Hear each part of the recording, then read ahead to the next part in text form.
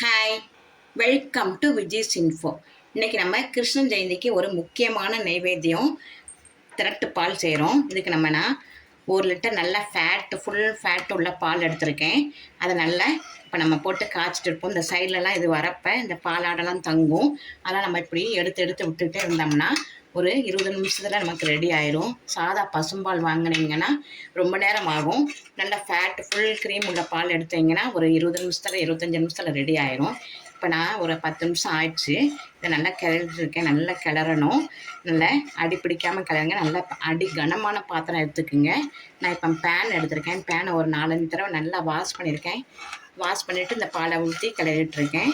நீங்கள் சரியாக வாஷ் பண்ணலாம் பால் இதாக திறஞ்சு போயிடும், நல்லா இருக்காது. ஸோ அதனால் நல்ல பேனு ஏதாவது நம்ம புழங்குற ஜாமான் எடுத்தோம்னா நல்லா 5-6 தடவை நல்லா வாஷ் பண்ணிவிட்டு பாலை ஊற்றி நல்லா கிளறுங்க. இது ஒரு 5 நிமிஷம் இன்னும் நல்லா கிளறட்டும். கெட்டி ஆகுது பாருங்கள். இன்னும் கொஞ்சம் நல்லா கெட்டி ஆகட்டும். கெட்டியான பிறகு காட்டுறேன் உங்களுக்கு. பாருங்கள், நம்ம ஃபஸ்ட்டு விட்ட பாலுக்கும் இப்போ நல்லா கெட்டி ஆகிட்டு வருதுங்க. இன்னும் கொஞ்சம் நல்லா கெட்டி ஆகட்டும். கெட்டியான பிறகு நம்ம வெல்லம் போடலாம். நல்லா விடாமல் கிளறுங்க. வேறு எந்த வேலையும் வச்சுக்காமல் இந்த திரட்டு பால் செய்கிற டைமில் இதே கவனமாக இருந்து கிளறி விட்டுட்டே இருக்கணும். இல்லாட்டி அடி பிடிச்சிரும். சிம்மில் வச்சுக்கோங்க அடுப்பை. இப்படி கிளறிட்டு இங்கே பாருங்கள், கொஞ்சம் கெட்டி ஆகிட்டு வருது.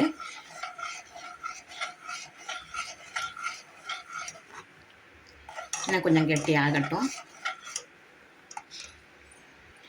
இந்த பாருங்கள், இப்போ சைடில் ஒட்டியிருக்க ஆடெல்லாம் நல்லா எடுத்து விடுங்க. அப்போ தான் நல்லாயிருக்கும், கெட்டியாகவும் இருக்கும். திரட்டுப்பால் நல்லா செமையாக டேஸ்ட்டாக இருக்கும். இதெல்லாம் அப்பப்போ எடுத்து விட்டுட்டே இருங்க. ஒட்டியிருக்கதை எடுத்து விட்டுட்டு கிளறுங்க.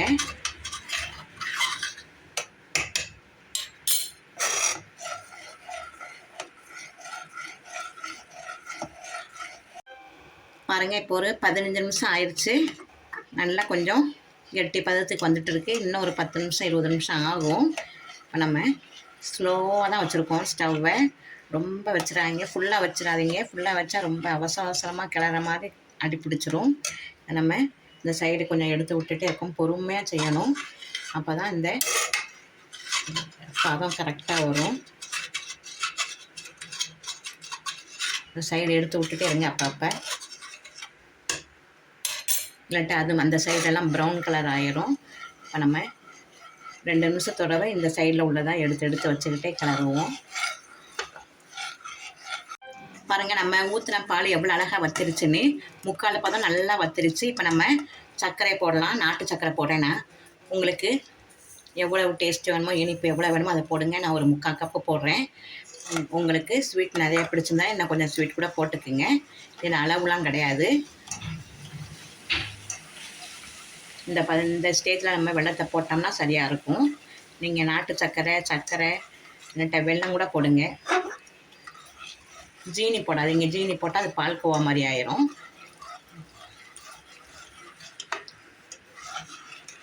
இன்னும் ஒரு 10 நிமிஷம் இப்படி கிளறலாம். இந்த சைடு நல்லா எடுத்து விட்டுட்டே இருங்க.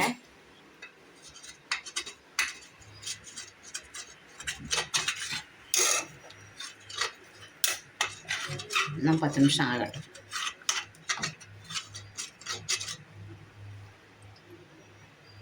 பாருங்கள், நல்லா வச்சிட்டு வந்திருக்கு. இந்த ஸ்டேஜில் ரொம்ப கவனமாக கிளறணும். அடுப்பு நல்லா சிம் வச்சுக்குங்க, அடி பிடிச்சிரும். பாருங்கள், நல்லா கொஞ்சம் வச்சிட்டு இன்னும் கொஞ்சம் தான் பால் வற்றணும். இப்போ இந்த ஸ்டேஜில் நம்ம கொஞ்சம் 1 ஸ்பூன் நெய் விட்டுறலாம்.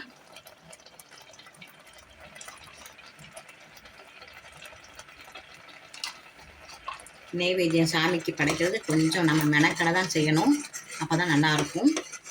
வருஷத்துக்கு ஒரு தடவை தான் நம்ம சாமி கும்பிட்றோம். கிருஷ்ணருக்கு, அதுவும் குட்டி கிருஷ்ணருக்கு பிடித்தமான இந்த நெய்வேத்தியம் ஒரு 1/2 மணி நேரம் ஆகும் எப்படியும் செய்யறதுக்கு. ஆனால் நல்லாயிருக்கும். இது கொஞ்சம் நல்லா வத்தட்டும். இந்த பால்லாம் கொஞ்சம் வத்தின பிறகு நம்ம எடுத்துடலாம். பாருங்கள், நல்லா சுருண்டு வந்துருச்சு. இந்த பதத்தில் நம்ம எடுத்துருவோம், இல்லாட்டா ரொம்ப ஸ்டிக்கியாக ஆயிரும். இப்போதும் இந்த பதத்தில் நம்ம எடுத்துடலாம். இப்போ ஸ்டவ் ஆஃப் பண்ணிடுவோம்.